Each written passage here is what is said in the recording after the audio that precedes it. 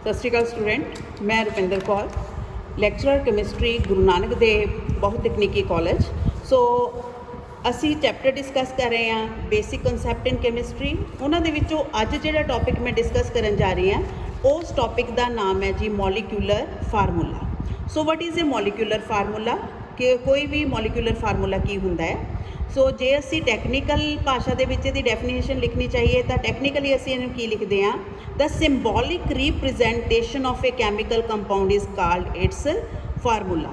ਜਦੋਂ ਅਸੀਂ ਕਿਸੇ ਵੀ ਕੈਮੀਕਲ ਕੰਪਾਊਂਡ ਨੂੰ ਉਹਦੇ ਐਲੀਮੈਂਟਸ ਦੇ ਸਿੰਬਲ ਵਾਈਜ਼ ਲਿਖੀਏ ਤਾਂ ਉਸ ਰਿਪ੍ਰਜੈਂਟੇਸ਼ਨ ਨੂੰ ਅਸੀਂ ਕਹਿੰਦੇ ਹਾਂ ਮੋਲੀਕਿਊਲਰ ਫਾਰਮੂਲਾ। ਸੋ ਕਿਸੇ ਵੀ ਕੰਪਾਊਂਡ ਦਾ ਮੋਲੀਕਿਊਲਰ ਫਾਰਮੂਲਾ ਲਿਖਣ ਲੱਗੇ ਅਸੀਂ 4 ਸਟੈਪ ਫੋਲੋ ਕਰਨੇ ਆ। ਪਹਿਲੇ ਸਟੈਪ ਦੇ ਵਿੱਚ write the symbol of 2 radical with their valencies at the top. ਦੋਨੋਂ ਰੈਡੀਕਲ ਇਲੈਕਟ੍ਰੋਪੋਜ਼ਿਟਿਵ ਰੈਡੀਕਲ ਵੀ ਲਿਖਣਾ, ਇਲੈਕਟ੍ਰੋਨੈਗੇਟਿਵ ਰੈਡੀਕਲ ਵੀ ਲਿਖਣਾ, ਔਰ ਉਹਨਾਂ ਦੀਆਂ ਜਿਹੜੀਆਂ ਵੈਲੈਂਸਿਸ ਹੈ ਉਹਨਾਂ ਦੀ ਟੌਪ ਤੇ ਮੈਂਸ਼ਨ ਕਰਨੀ ਹੈ। Change the positive and negative charge valencies into number. ਜਿਹੜੇ ਇਹਨਾਂ ਰੈਡੀਕਲ ਦੇ ਉੱਤੇ ਪੋਜ਼ਿਟਿਵ ਚਾਰਜ ਹੈ, ਪੋਜ਼ਿਟਿਵ ਤੇ ਨੈਗੇਟਿਵ ਸਾਈਨ ਅਸੀਂ ਦੋਨੋਂ ਕੱਟ ਦੇਣੇ ਆ। Remove the common factor if any. ਜੇ ਇਹਨਾਂ ਵੈਲੈਂਸਿਸ ਦੇ ਵਿੱਚ ਕੋਈ ਕਾਮਨ ਫੈਕਟਰ ਰਹਿ ਜਾਂਦਾ ਉਹਨੂੰ ਵੀ ਸਿੰਪਲੀਫਾਈ ਕਰ ਲੈਣਾ। ਕ੍ਰਿਸ ਕ੍ਰੋਸ ਦਾ ਵੈਲੈਂਸਿਸ, ਫਿਰ ਉਹਨਾਂ ਵੈਲੈਂਸਿਸ ਨੂੰ ਅਸੀਂ ਕ੍ਰਿਸ ਕ੍ਰੋਸ ਕਰ ਲੈਣਾ, ਮਤਲਬ ਇੱਕ ਦੂਜੇ ਦੇ ਪੈਰਾਂ ਤੱਕ ਲੈ ਆਣਾ। ਜਿਸ ਤਰ੍ਹਾਂ ਆਹ ਸਿੰਪਲ ਜਿਹਾ ਫਾਰਮੂਲਾ ਲਿਖਿਆ ਹੈ ਸਿਲਵਰ ਨਾਈਟ੍ਰੇਟ ਦਾ। ਹੁਣ ਇਹੋ ਕੁਛ ਇੱਕ ਕੈਮੀਕਲ ਕੰਪਾਊਂਡ ਦੇ ਫਾਰਮੂਲੇ ਜਿਹੜੇ ਆ ਮੈਂ ਤੁਹਾਨੂੰ ਲਿਖਣੇ ਵੀ ਸਿਖਾਉਂਗੀ ਤੇ ਕਿਵੇਂ ਇਹਨਾਂ ਨੂੰ ਯਾਦ ਰੱਖਣਾ ਉਹ ਵੀ ਮੈਂ ਸਿਖਾਉਂਗੀ। ਸਪੋਜ਼ ਮੇਰੇ ਕੋਲ ਸਿੰਪਲ ਹੀ ਕੰਪਾਊਂਡ ਹੈ, ਮੈਂ ਕੰਪਾਊਂਡ ਲਿਖਿਆ ਜੀ ਸੋਡੀਅਮ ਕਲੋਰਾਈਡ, ਰਾਈਟ। ਹੁਣ ਜਦੋਂ ਮੈਂ ਸੋਡੀਅਮ ਕਲੋਰਾਈਡ ਦਾ ਨਾਮ ਲਿਖਿਆ ਮੈਨੂੰ ਪਤਾ ਕਿ ਇਹਦਾ ਇੱਕ ਹਿੱਸਾ ਇਲੈਕਟ੍ਰੋਪੋਜ਼ਿਟਿਵ ਰੈਡੀਕਲ ਹੈ ਤੇ ਦੂਸਰਾ ਹਿੱਸਾ ਜਿਹੜਾ ਉਹ ਇਲੈਕਟ੍ਰੋਨੈਗੇਟਿਵ ਰੈਡੀਕਲ ਹੈ। ਤਾਂ ਇਹਨੂੰ ਮੈਂ ਪੋਜ਼ਿਟਿਵ ਰੈਡੀਕਲ ਦੀ ਲਿਸਟ ਦੇ ਵਿੱਚ ਲੱਭੂੰਗੀ, ਇਹਨਾਂ ਨੂੰ ਨੈਗੇਟਿਵ ਰੈਡੀਕਲ ਦੀ ਲਿਸਟ ਦੇ ਵਿੱਚ ਲੱਭੂੰਗੀ।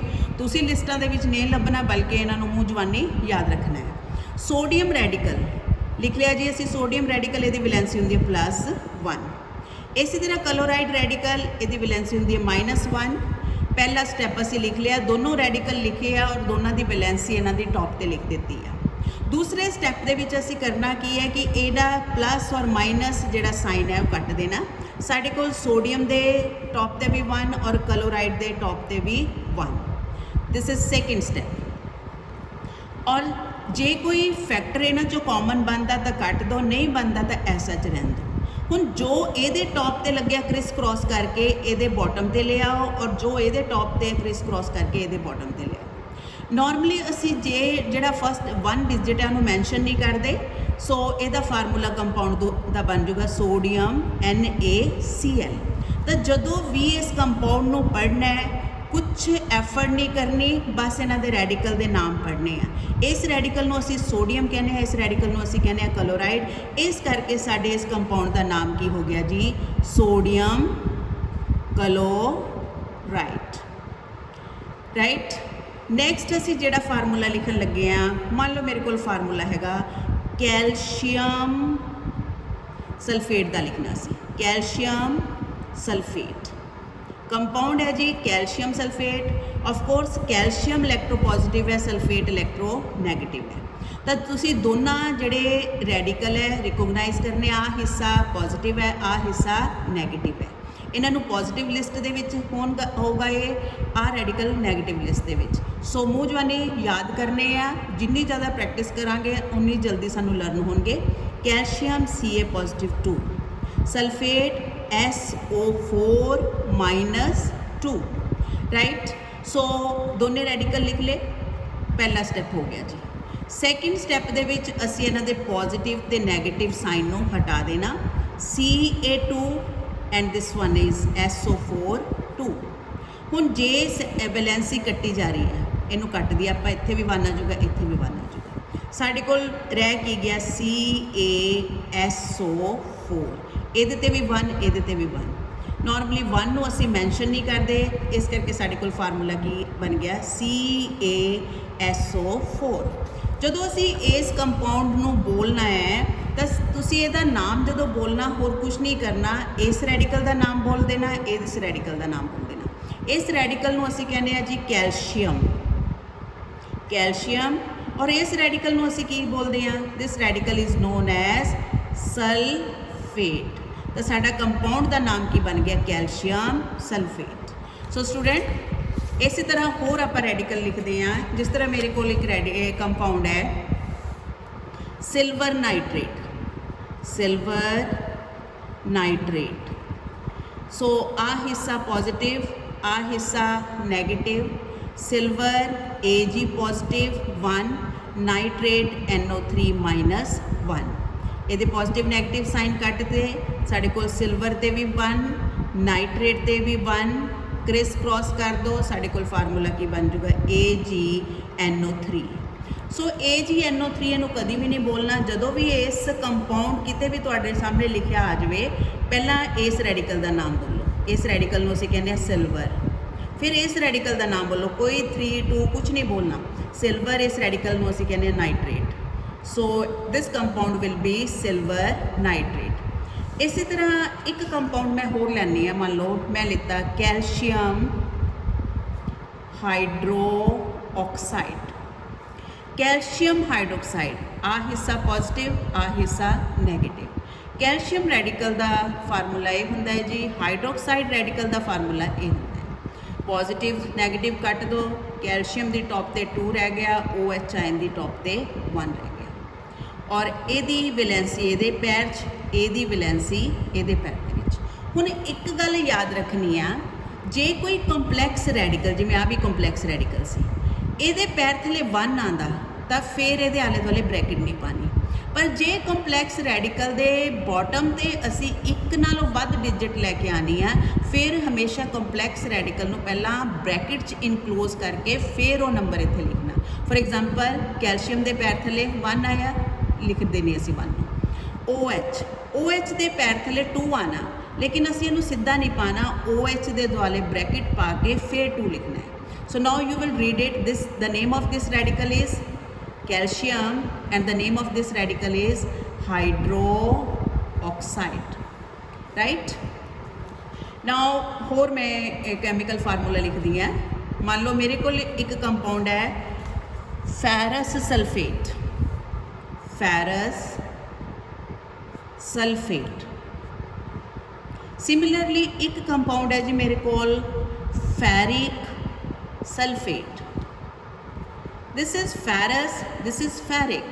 ਇਹਦੇ ਪਿੱਛੇ ਆਇਰਨ ਦੇ ਨਾਮ ਦੇ ਪਿੱਛੇ ਅਸ ਲੱਗਿਆ ਹੋਇਆ ਹੈ, ਇਹਦੇ ਪਿੱਛੇ 1। ਮੈਂ ਤੁਹਾਨੂੰ ਦੱਸਿਆ ਕਿ ਆਇਰਨ ਦੀਆਂ 2 ਪੋਸੀਬਲ ਵੈਲੈਂਸੀਜ਼ ਹੁੰਦੀਆਂ, +2 ਤੇ +3। ਜੇ ਆਇਰਨ ਲੋਅਰ ਵਾਲੀ ਵੈਲੈਂਸੀ ਨੂੰ ਹਮੇਸ਼ਾ OUS ਅਸ ਨਾਲ ਐਂਡ ਕਰਨਾ, ਹਾਇਰ ਵਾਲੀ ਵੈਲੈਂਸੀ ਨੂੰ 1 ਨਾਲ ਐਂਡ ਕਰਨਾ। So this valency will be +3 and this will be +2। Sulphate ਫਿਰ ਉਸੇ ਤਰ੍ਹਾਂ ਹੀ SO4 -2, SO4 -2, ਰਾਈਟ। ਸੋ ਇਹਦੇ ਦੋਨਾਂ ਕੰਪਾਊਂਡ ਦੇ ਫਾਰਮੂਲਾਸ ਮੈਂ ਜਿਹੜੀ ਆ ਫਾਰਮੂਲੀ ਪੈਰਲਲ ਲਿਖੂੰਗੀ। ਕਿਸ ਤਰ੍ਹਾਂ ਲਿਖਣੇ ਆ?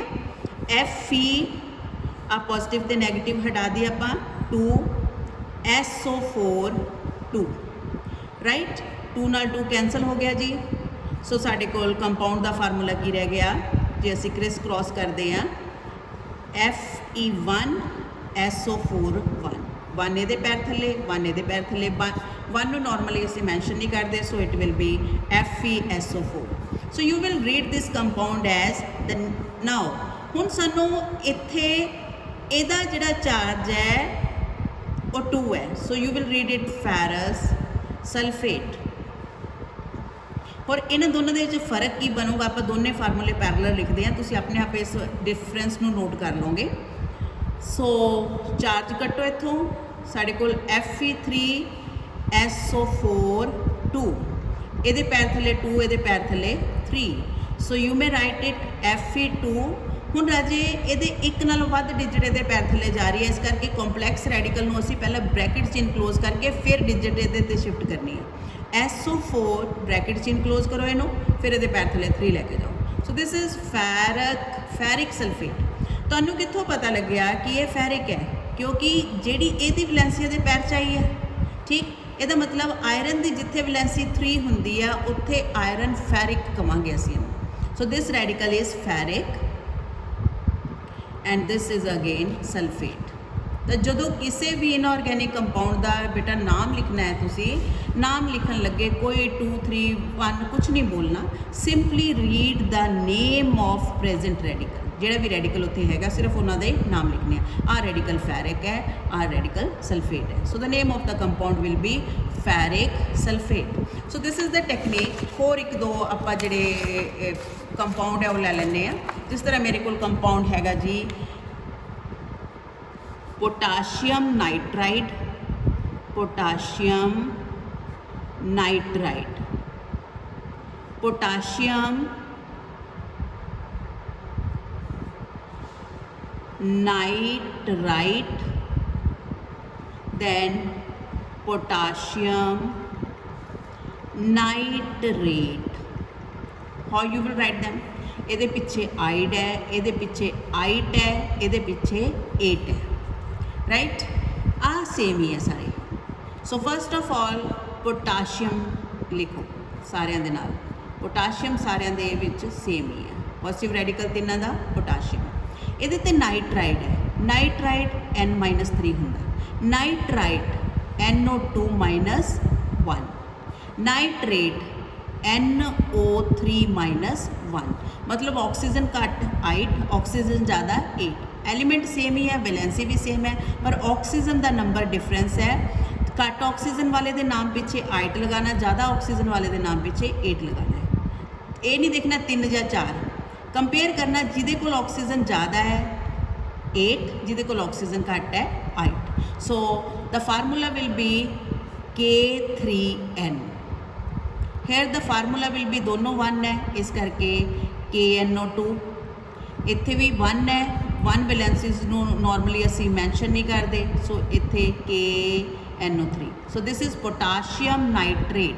तुसी इन्हां नूं पढ़न लगे सिर्फ रेडिकल के नाम बोलने हैं। This is potassium nitrate, potassium nitrite and this is potassium nitrite.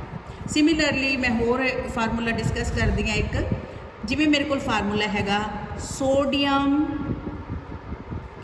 Acetate. Otherwise student असी जदों भी कैमिकल फार्मूला बनाने पॉजिटिव रेडिकल पहला लिखते हैं, नैगेटिव रेडिकल बाद दे विच। लेकिन आ एक ऐसा साल्ट है जिथे एसीटेट लगे होणगे, एसीटेट रेडिकल नूं पहला लिखना, पॉजिटिव रेडिकल नूं तुसीं बाद दे विच। CH3COO -1, right. आ जिहड़ा चार्ज है पूरे दे पूरे रेडिकल ते हुंदा है, कल्ले एक एटम ते नहीं हुंदा। Sodium Na+1, right. सो 1 नाल 1 कट्टिया गया जी, साडे कोल फार्मूला की रह जूगा CH3COO Na। सो जदों भी इस कंपाउंड नूं पढ़ना है, रेडिकल रिकोगनाइज करने, इस रेडिकल नूं की कहने एसीटेट, इनू कहते हैं सोडियम। इनू एसीटेट सोडियम नहीं लिखना, नाम उदा ही लिखना, पर जो फार्मूला इन्हां दा तुसीं बनाना है उदों नैगेटिव रेडिकल पहला लिखना, पॉजिटिव बाद। ये एक्सैप्शनल केस है इन्हां दे केस दे विच, ऑर्गेनिक रेडिकल जिथे असीं यूज़ करने आ। So this is sodium acetate. Sodium पहला पढ़ना, एसीटेट बाद दे विच पढ़ना। So this the name of this compound is sodium acetate. Similarly मेरे को कंपाउंड हैगा कैल्शियम एसीटेट। कैल्शियम एसीटेट, जिथे एसीटेट हैगा पहले एसीटेट रेडिकल लिखना सी, ठीक है। Calcium positive two, right. हुण वैलेंसी कट्टनी हो रही, ये पैर 2 आना, ये पैर 1 आना।